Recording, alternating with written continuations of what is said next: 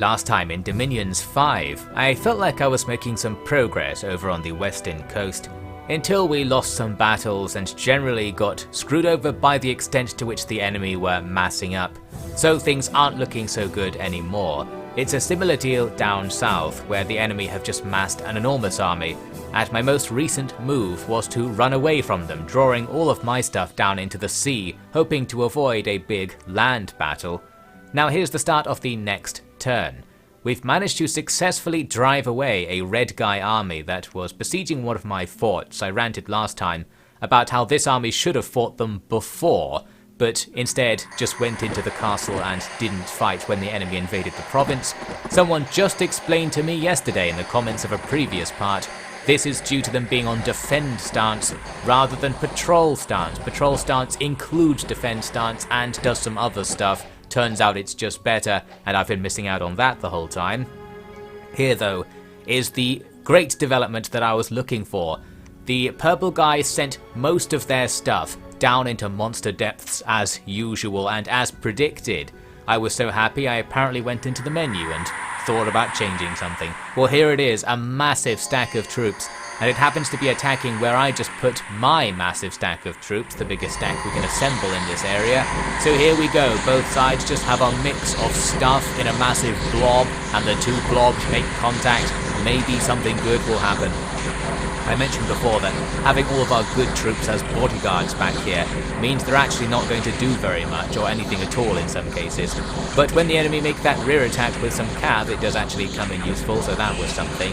And then, well, we just wait for the two blobs to kill each other and see what happens. And as it turns out, our blob is able to be victorious. The enemy start routing, we chase them down. We did lose like half of our blob there, it's very fast, so hard to catch, but the enemy lost way more. We killed plenty more as they rout as well. So with that, we finally got the good trade against purple that I've been waiting for a long time to get. They just lost about 700 troops in that battle. How important is that? I don't quite know, because we still don't have any idea how quickly they can recruit. If I'd played a campaign as purple before, maybe I would know, but with my outsider knowledge, well, it just seems like a good thing. We did take significant casualties ourselves, though. So it doesn't leave us in a position where we can immediately counterattack and exploit this victory. All that's really done is take the pressure off. We're still kind of balanced against each other, but now the enemy's lost that massive square block of troops it had that was looking very scary. So things are better in general. I'm just going to consolidate here. We don't have many amphibious troops left alive, so we're not going to attack. We're going to build up some more and see if we can outbuild the enemy in the area, really, just carrying that on. Here is an offensive move I'm going to make though. I decided to take this corner of the Agarthan territory just because there's nothing there. And again, as mentioned in the previous part, that could be a bad idea, because this may simply prompt them to put more emphasis onto attacking me, which we certainly don't need with attacks coming in from every direction already. Going into the next turn, we've got a nice victory here against the red faction. They sent a sizable force to take one of my random tiles on the eastern coast, and we were able to push them back, slightly unexpected, but that's very nice. Here is an attack from Orange, Maringian. They're coming down into the Broken Ocean, which is the tile beside Monster Depths. And as it happens here, the standing army I had defending this area was on patrol stance because I was trying to kill enemy agents. I always assumed there was some problem, like there was some reason you shouldn't be on patrol if you don't have to be. I don't think there really is. So anyway, it means our army does fight the enemy in that place where there was a castle and they otherwise wouldn't have, and we win, so that's good news. There's then another battle in Monster Depth, this time just about 150 enemy troops coming in, but what we have left is easily able to take them out, although a large group of our troops seem to rout immediately at the start of the battle. Still not quite on top of that morale system. I'd love to see that morale system on the UI in battle so you could tell what was going on with that. Looks like we've got another big block of troops issue, and it's the red guys. We've seen before, they have a couple of these blocks. There's at least one on each side, and they have loads of armies elsewhere as well. All we can really do against them is try not to die, and I've got a specific idea of how to do that on this front. My gamble essentially here was that the enemy's block was going to attack that castle that's poorly defended to their north, and that they wouldn't bother reinforcing the siege to their west, meaning this is a chance for me to break the siege and sacrifice the other castle. So we're going to do a bit of a switcheroo. It's a bad switcheroo because we'll lose tons of troops and a better castle, but it's better than being absolutely pushed off the land. Maybe that will work, maybe it won't. A pure gamble. It seems this game is just kind of like that. You have to guess what the AI is going to do, but I don't think you can do any intel gathering to actually work that out. It really is just knowing. It's probably easier actually against another player where you can at least guess that they'll make some vaguely optimal moves. Against the AI, who really knows? I decided to make this cheeky move against purple, a throwback to I think my initial attack on this area, to attack the tile that's behind the fortified tile. So getting to a point when we surround their capital but sort of giving up on actually attacking it after so much failure and so much delay. Maybe we can make some more progress this way. Also, the red army on the western coast has just gone out of our line of sight. So I decided to attack them again. This is going to be another occasion where not attacking them might actually be a better move strategically because of that diplomacy system that I didn't know about. We're probably just stirring up trouble over there. Although to be fair, we are at war quote unquote with red already. As evidenced by this battle right here. This is the battle to free our castle on the eastern coast. We're just spamming in with a mix of terrible and good units, and things seem to go pretty well in a general melee. And of course the great news is that the massive block of troops that was nearby was not in that battle. That gamble I mentioned earlier did pay off. They sent most of their stuff to attack the castle to the north. We actually have a pretty big provincial defense army here, but it does nothing in comparison to their gigantic stack. And that was that. It all worked out, kind of, in the end. Another monster depth battle there, taking out some more purple guys, and our attack onto the land was successful with minimal casualties. That's looking good. So what do we do next? Well, I'm still not going to go for their capital, which is increasingly garrisoned up. Instead, I'm going to grab that bit of sea to the south, so we completely surround the capital area, and throw tons of cash at the situation. I'm going to build up the provincial defense armies in this ring around their capital and kind of have a de facto siege, but not really. I think this does limit their ability to recruit, having all of the adjacent places captured, because there's some system where the resources are being absorbed into castles from adjacent regions. Here's a little project I'm going to start. I had all of these sort of scrappy leftover armies sitting here at the Broken Ocean. I gathered a bunch of stuff together to make that attack at the northern end of the purple guy's territory. We have poor intelligence about what's going on there, but I figured we'll just make an attack and be annoying really. It's going to be quite tactical in that way, and the attack succeeds, so that's something. Here is us though, losing a battle to red. This is another case where I was just perplexed by this whole defend patrol thing that I mentioned earlier. So they've sent a part of their big army to come back and take this castle again. My army that was here isn't on the battlefield. I'm just outraged by this. They've got some weird flying dog, cat, chimera things that are annihilating our commanders. That looks difficult to deal with. And yes, I was just annoyed by all this, so I came in to look. I was like, where is my army? Well, it's still there on the map. The other interesting thing is that the big red block isn't there on the map because of the way that armies disappear when they're making a siege. So you actually can't see them anymore, but if you click on the province it will tell you that they're there. That seems like a really bad decision from a UI perspective, inconvenient.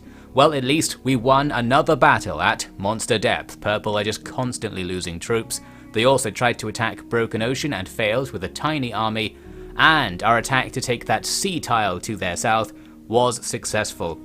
I wasn't sure that was going to work because I only attacked with a small army and I didn't really know what they had there. Looks like it worked out in the end.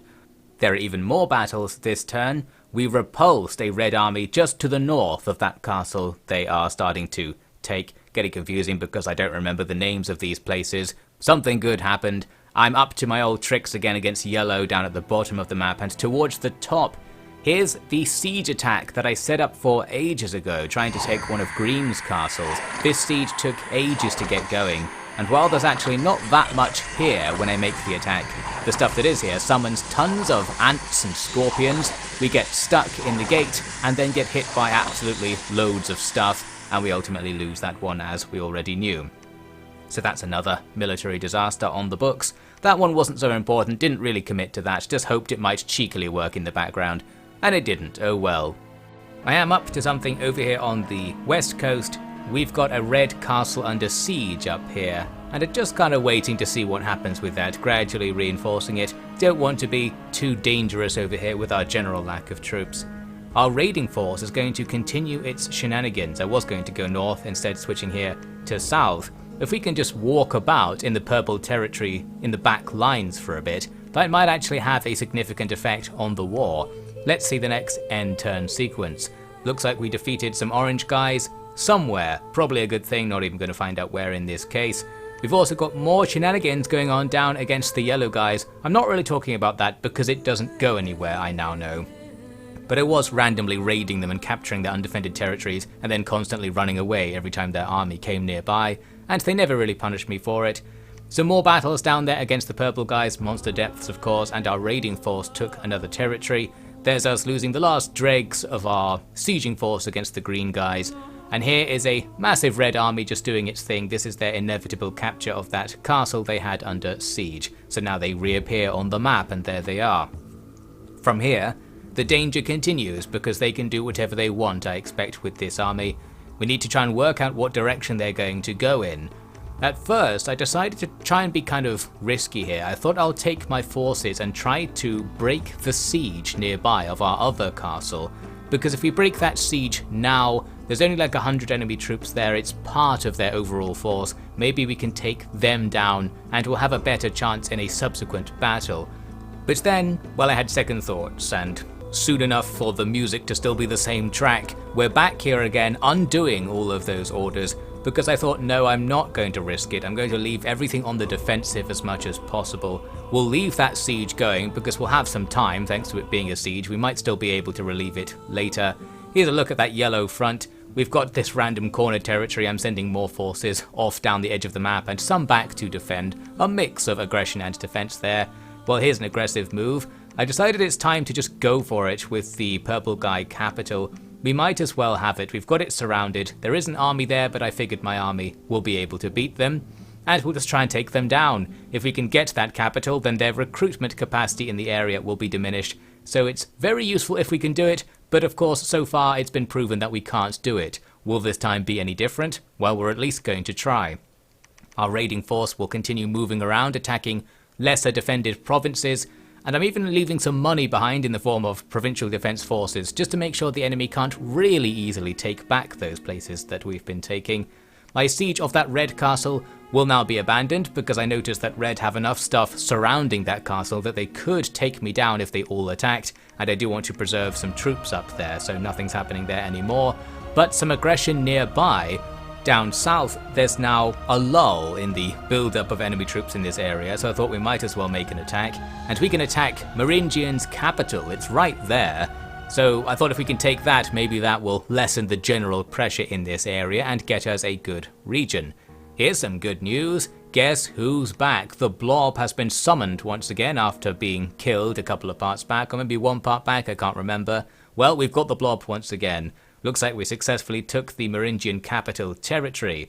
Another random attack from purple there fails, that's all looking good. We've conquered another random yellow guy's territory, that's also looking good. Purple though are starting to take back the territory I'm taking from them. To be expected, we're at least wasting their time with this. Looks like my provincial defense force didn't do that much. The actual army, the raiding force, is still mostly alive, taking more territory and getting a few more kills against the enemy.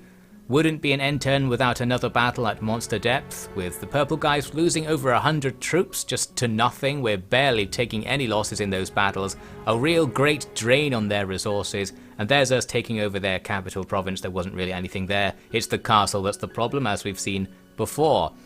We suffered a defeat to Maringian. This is because they've taken one of the places I took off the purple guys with the raid, so they've benefited from our little shenanigans there. Oh well.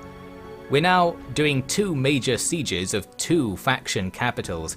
In both cases, I'm actually going to split the forces out and not leave everything doing the siege, because I wasn't really thinking of going for the siege attack as soon as possible. I thought I'd rather just leave enough there to have the siege keep going and bring stuff away to do other things. So against Orange we're going to make an attack, And against purple we're going to move things out to defend our actual front line, and the raiding force is going to make another cheeky move. I actually wanted to try and get back to monster depths and then check out of this raid, but I decided to go in the other direction just because it was going so well. I thought let's keep it going and try to go back to their back lines.